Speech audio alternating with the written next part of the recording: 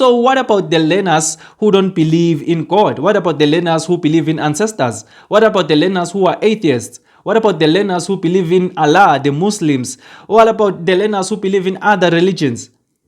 Isn't that affecting their right to religion and their right to education? When they are there at school trying to study, trying to focus, but next door there's a church, there's a man who is busy singing, there's a man who is busy preaching there, preaching about something that they don't even believe in. Just imagine that situation. Because we all know that not everyone believes in Jesus Christ, God.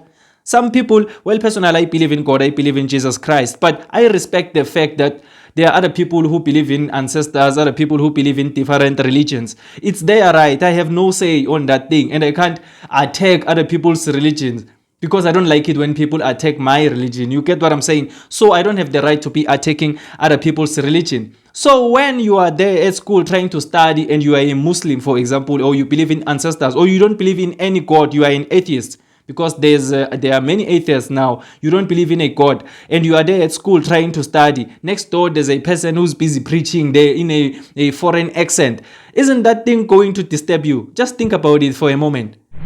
Well, good afternoon to you, Kat. I'm also wondering if we're going to get the answers to your question. But what I know, as far as we know, is that these residents are complaining and also accusing that these illegal immigrants that are, having churches in the school are performing rituals that they are not happy with, and therefore they need intervention from the SAPS, from the Department of Education, to sort this issue, because they are scared that their children might be affected by some, evil spirits that they think it's kind of taking over the school now. I'm joined by Mzansi Versity, who is also the Fiela Movement chairman. Dada, thank you so much for your time. Now, let's talk about this issue at hand. What triggered this?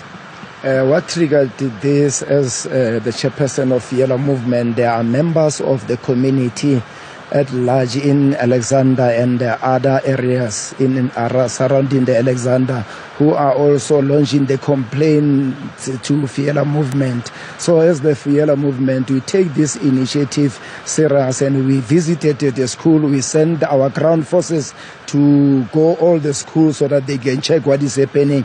And we also have evidence that all the schools, they are practicing rituals in Alexander, especially the churches are illegal foreign nationals. And on Sundays, there are also students, the matrics, who are attending schools. And at the same time, when you find those kids who are attending schools on Sunday, there is also churches. So you can understand that this premises, it belongs to it's a school. It's a school. So if it is a school, why now churches, the SGP, they are allowing churches to come on our school premises on Sundays while they're playing music? At the same time, the students are studying at the other classes. We speak a lot about illegal foreigners here in this country, South Africa. We speak a lot about the crimes that they commit. We speak a lot about them selling drugs, about them running prostitution rings, and all these other nasty things that they are busy doing here in this country, South Africa. But we don't speak much about these fake scam pastors who are busy extorting South Africans, who are busy scamming South Africans through the word of God, through Jesus Christ, acting as if they are the chosen ones, chosen by God to come and save South Africans when they couldn't save the people in their country. We allow these foreign pastors to come and operate their illegal churches here in South Africa, and we follow them like sheep. We follow them as if we follow Jesus Christ himself. But I don't blame South Africans for following these pastors. Personally, I think these pastors, there are certain rituals that they perform that brainwash South Africans to follow them, that confuse the minds of South Africans to follow them. Because you can't tell me that thousands and thousands of South Africans fail to see when a person is scamming them. When a person is telling them that I have this anointed oil, I have this spiritual water that is branded in my name, that is branded in my church name, 1 liter cost 10,000 rands. If you want a job, if you want a wife, please buy this anointed bottle of water so that it can give you a wife, it can give you a job only for 5,000 rands, only for 10,000 rands. If you want a package, if you want double, you want a combo, you can pay 15,000 rands with discount you 2,000 rands. Are you telling me that there's people who don't see that this thing is a scam? This person is just clearly running a business through us using the word of God. But people follow these people as if they don't see that these people are scamming them. That is why I'm saying I don't think these pastors, they are just them. They are just them. There are certain rituals that they are performing that confuse South Africans. Now imagine those types of pastors now operating their churches inside their school premises. In the township, most schools have churches inside. It's a school, but during the weekends, it turns into a church. On the sports fields there, you will find a tent that turns into a church during the weekend. To make issues even worse, some of them don't even just erect a tent there on the sports field and then just worship there. Some of them actually rent the school premises, rent the school hall so that they can turn it into a church during the weekends. Now, the question that I have most is that isn't that disturbing the learners? Because we know that especially in high schools, learners in high schools, the matriculants usually do extra classes on weekends, usually do extra classes on Saturdays and Sundays. So what about the learners who don't believe in God? What about the learners who believe in ancestors? What about the learners who are atheists? What about the learners who believe in Allah, the Muslims? What about the learners who believe in other religions? Isn't that affecting their right to religion and their right to education when they are there at school trying to study, trying to focus, but next door there's a church, there's a man who is busy singing, there's a man who is busy preaching there, preaching about something that they don't even believe in? Just imagine that situation, because we all know that not everyone believes in Jesus Christ, God.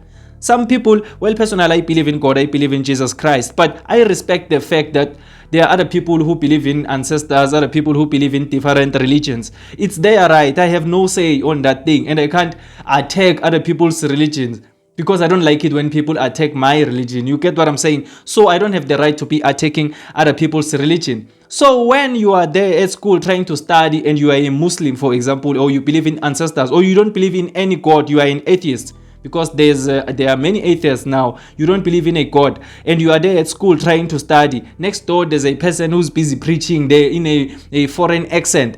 Isn't that thing going to disturb you? Just think about it for a moment. Isn't that thing going to disturb the learners?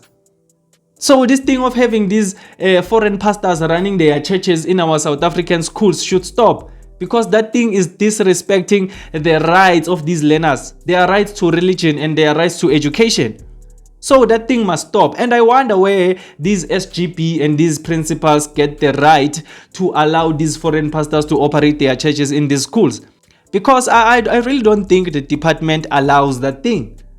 And if the department also allows that thing, then we have a very, very big problem here in South Africa. But I really don't think it even gets to the department. I think these pastors just approach the principal and tell the principal, I would like to run a church here on the school hall every Sunday. Then I will pay you maybe 1,000 rands every Sunday. I think that is the situation, and these principals just allow them, or the SGP or whatever that these people speak to. Those people, where do they get the right to allow foreign pastors to run their churches in school, disturbing the learners, especially in high school? Well, it's better in primary schools because there are no extra classes in most cases, but it's still wrong there, but it's better. You know, in high schools is just a very weird situation. It's a very weird situation because high schools run 7 days a week because of matriculants. Most of them do extra classes.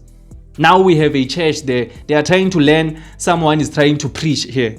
I think there's something very, very wrong with this. And the people who are doing this, I think they should be brought to the spotlight and reprimanded so that they can stop what they are doing. And if they continue doing that, then they should face the consequences of their actions. So that's just what I wanted to bring to your attention in today's video, because it was very, very concerning when I heard about this story of foreign pastors doing rituals in schools, doing all sorts of nasty things. which is something that I always see myself. There are some schools where I always see churches here. Well, I have never seen maybe a foreign pastor, but I always see churches in schools that are run by South African pastors. I've never seen one that is run by a foreigner, but you can see the community member there is saying there in their area the churches are run by foreigners, which is a very, very big problem. Even these ones that are run by South Africans, I really don't think that should be something that is done in schools. Running a church when learners are supposed to be studying this side, someone is trying to preach this side. I think it's just disturbing the learners, and that thing must be brought to an end. But tell me on the comment section down below, what do you think about this whole situation? But if you just enjoyed this video or you learned something new, please leave a like and subscribe to this channel. I would really, really appreciate it. My name is Emmanuel, and this is Mzansi Versity, the place where we transform lives through knowledge and information. Let's meet again on another video.